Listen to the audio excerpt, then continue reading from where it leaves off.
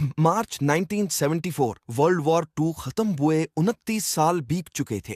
हर तरफ अमन और खुशहाली फैल चुकी थी, लेकिन फिलीपींस के लुबंग आइलैंड में घने और खौफनाक जंगल के बीच एक सोल्जर आज भी जंग लड़ रहा था।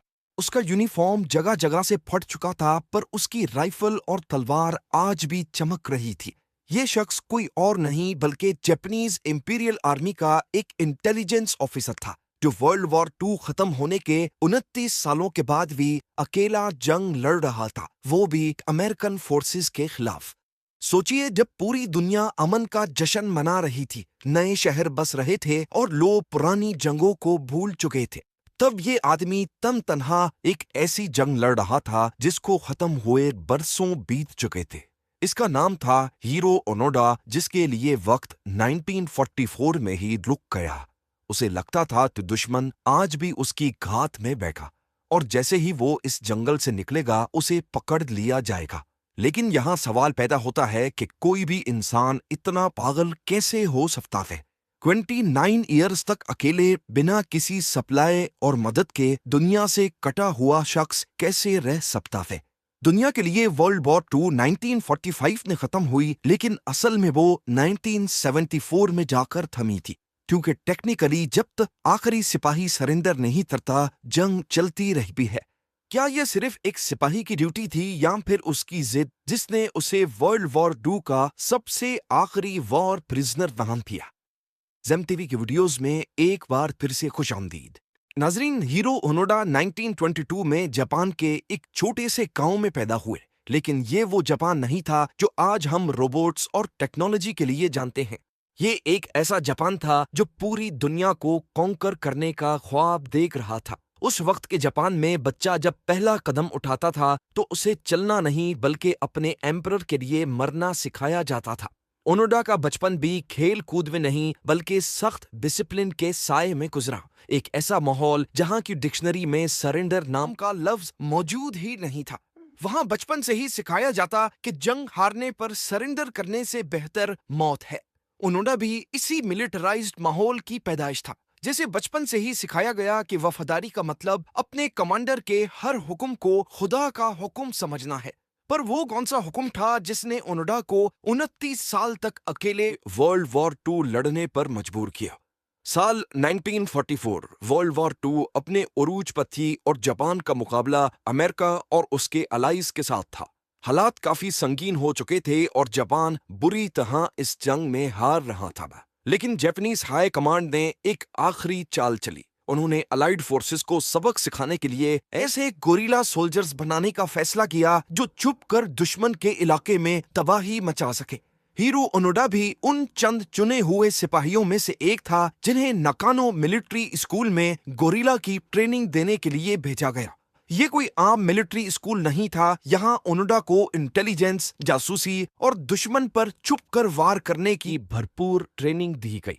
उसे सिखाया गया कि कैसे अकेले जंगल में जिंदा रहकर दुश्मन की सप्लाईज को आग लगानी है और कैसे गोरिल्ला वॉरफेयर के जरिए एक पूरी फौज को थका देना है। लेकिन सबसे अहम थी वो खास हिदायत जो उसे उसके कमांडर ने दी थी।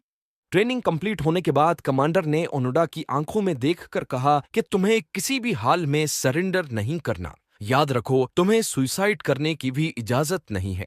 चाहे 3 साल लगें या 5 साल, हम वापस मिलेंगे, लेकिन तब तक तुमने दुश्मन को चैन से सोने नहीं देना।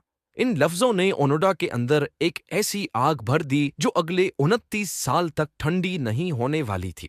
इस मिशन के लिए ओनोडा को फिलीपींस के लुबंग आइलैंड भेजा गया। ये एक छोटा सा आइलैंड है जो पूरी तरह घने जंगलात से भरा हुआ है। जंगी एतबार से ये जापान के लिए काफी अहम था, क्योंकि यहाँ से अमेरिका और उसके साथियों की सप्लाईज गुजरती थी। हीरो ओनोडा, जो कि अब एक इंटेलिजेंस ऑफिसर बन चुका था, उसकी जिम्मेदारी काफी सख्त थी। डिस्ट्रप्ट एंड डिस्ट्रॉय, यानी दुश्मन की सप्लाई लाइंस पर छुप छुप कर हमला करना, उन पर नजर रखना और जंगल के चप्पे चप्पे को दुश्मन के लिए जहन्नुम बनाना। इस मिशन पर उसे तब तक रहना था जब तक जापानीज इंपीरियल आर्मी उसे वापस नहीं लेने आती, फिर चाहे इसमें 5 साल लगें या 10 साल। अभी ओनोडा को लुबंग आइलैंड गए 1 साल ही हुआ था कि अगस्त 1945 में दुनिया ने पहली मर्तबा न्यूक्लियर वेपन इस्तेमाल होते देखा। अमेरिका ने जापान के शहर हिरोशिमा और नागासाकी पर एटॉमिक बॉम्ब्स गिराकर पूरी दुनिया को शॉक में डाल दिया। इस हमले के बाद जापान ने ऑफिशियली सरेंडर कर दिया और यही वो टर्निंग पॉइंट था जहां से वर्ल्ड वॉर 2 का खात्मा हो गया। जंग तो खत्म हो गई, लेकिन फिलीपींस के लुबंग आइलैंड में हीरो ओनोडा को ये खबर देने वाला कोई नहीं था। वो अब भी वहां अपने 3 साथियों अकात्सु, शिमादा और कोजुका के साथ घात लगाए बैठा था। अलाइड फोर्सेस, जिनको आइलैंड पर मौजूद गोरिल्लास का इल्म था, उन्होंने वहां लाखों पर्चे फेंके जिन पर लिखा था कि जापान ने सरेंडर कर दिया है, जंग खत्म हो गई है, पहाड़ों से नीचे उतर आओ। लेकिन ओनोडा ने जब ये पर्चा पढ़ा तो उसको शक हुआ कि शायद ये उसे और उसके साथियों को फंसाने की कोई चाल है, क्योंकि उसे सिखाया गया था कि दुश्मन बहुत चालाक होता है, वो झूठी खबरें फैलाकर आपको गुमराह करने की कोशिश करेगा। ओनोडा के जहन में सिर्फ एक ही बात टिकी थी कि जब तक मेरा कमांडर वापस नहीं आ जाता, मेरी जंग चलती रहेगी। यहां से शुरू हुआ वक्त का वो इम्तिहान जिसने इंसानी बर्दाश्त की हदों को तोड़ दिया। अगले कई सालों तक ओनोडा और उसके साथी किसी भूत की तरह इस आइलैंड पर घूमते रहे। उनके पास ना सर छुपाने के लिए छत थी और ना ही खाने के लिए कोई राशन। सिर्फ जंगल के भीड़ भाड़ वाले दरख्त और गीली जमीन ही उनका घर थी। जिंदा रहने के लिए उन्होंने कच्चे केले, नारियल और कभी कभार मकामी लोगों के खेत से चुराए गए चावल पर गुजारा किया। जब भूख हद से बढ़ जाती थी तो वो जंगल से निकलकर किसी गाय का शिकार करते और उसका गोश्त धूप में सुखाकर महीनों तक चलाते। लेकिन ये सिर्फ सर्वाइवल ही नहीं था। ओनोडा ने लोकल पुलिस और देहाती लोगों को दुश्मन समझकर उन पर कई बार हमले भी किए। अकेली लड़ी जाने वाली इस जंग की कीमत भी बहुत भारी थी। उसके साथी भी अब आहिस्ता आहिस्ता हिम्मत हार रहे थे, पर क्योंकि ओनोडा उनका सीनियर था तो मजबूरन उन्हें उसकी बात माननी पड़ रही थी। आहिस्ता आहिस्ता ओनोडा के साथी एक एक करके उसका साथ छोड़ दे। 1949 में अकात्सु ने सरेंडर कर दिया, 1954 में शिमादा पुलिस एनकाउंटर में मारा गया और आखिरकार 1972 में अपने आखिरी साथी कोजुका की मौत के बाद हीरो ओनोडा अब इस आइलैंड पर बिल्कुल अकेला रह गया था। लुबंग आइलैंड वैसे भी बहुत कम आबादी वाला आइलैंड है, लेकिन वहां के लोकल्स को मालूम था कि आइलैंड के जंगलात में जापानी गोरिल्ला छुपे हुए हैं। ओनोडा उन्हें दुश्मन का साथी समझता था और रात के अंधेरे में उन पर हमले करता था। 29 सालों में ओनोडा और उसके साथियों ने तकरीबन 30 से ज्यादा लोकल लोगों को कत्ल किया और 100 से ज्यादा को जख्मी। आइलैंड की पुलिस ने कई बार उन्हें पकड़ने की कोशिश की, लेकिन ओनोडा की गोरिल्ला ट्रेनिंग इतनी सख्त थी कि वो बार बार गायब हो जाता था।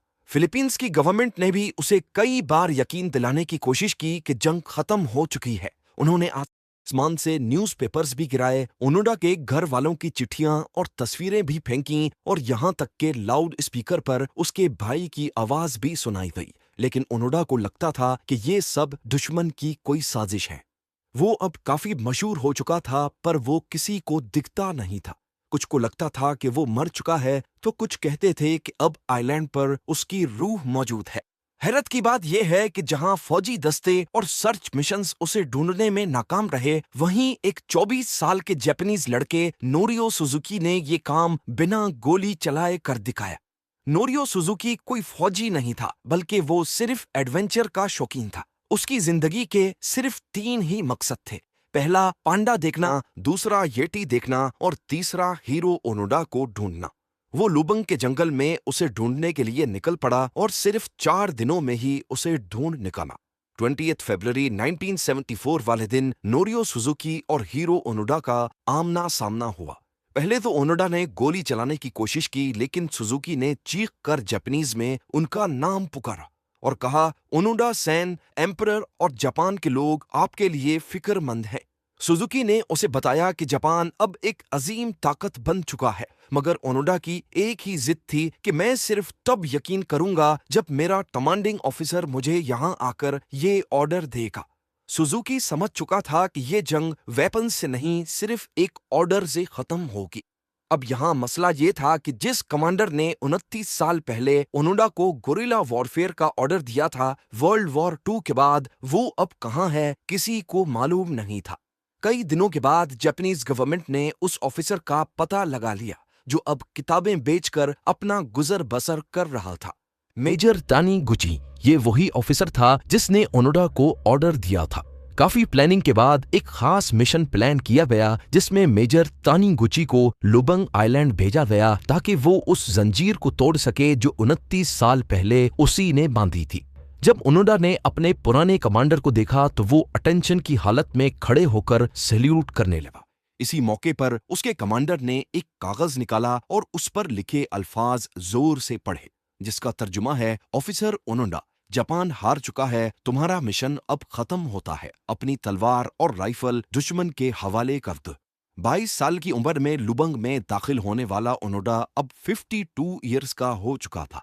उसने अपनी जवानी, अपने दोस्त और अपनी जिंदगी के बेहतरीन साल उस वफादारी की नजर कर दिए थे जो दुनिया की नजर में किसी पागलपन से कम नहीं थी। ओनोडा जब जापान वापस आया तो वो एक नेशनल हीरो बन चुका था। उसने कई मर्तबा उन 30 लोगों की मौत पर दुख का इजहार किया जो उसने दुश्मन समझकर मार दिए थे। पर जो जापान वो 29 साल पहले छोड़कर गए थे, वैसा जापान उन्हें कभी नहीं मिला। अब वहां टेक्नोलॉजी और वेस्टर्न कल्चर का राज था। वो इस नए माहौल में एडजस्ट नहीं कर पाए और अगले ही साल जापान छोड़कर ब्राजील चले गए। 1996 में ओनोडा दोबारा फिलीपींस के उसी आइलैंड पर गए जहां उन्होंने अपनी जवानी गंवाई थी। उन्होंने वहां के लोकल लोगों को $10,000 डोनेट किए और स्कॉलरशिप फंड भी बनाया ताकि उन लोगों का दर्द कम कर सकें जिनके बड़ों को उन्होंने अनजाने में मार दिया था। अपनी जिंदगी के इस सफर के बारे में उन्होंने कई इंटरव्यूज भी दिए और अपनी किताब में भी खुलकर जिक्र किया। पर उनकी इस कहानी को दुनिया भर में शोहरत तब मिली जब 16 जनवरी 2014 को 91 ईयर्स की एज में हीरो ओनोडा हार्ट फेलियर के बायस टोक्यो में दम तोड़ गए।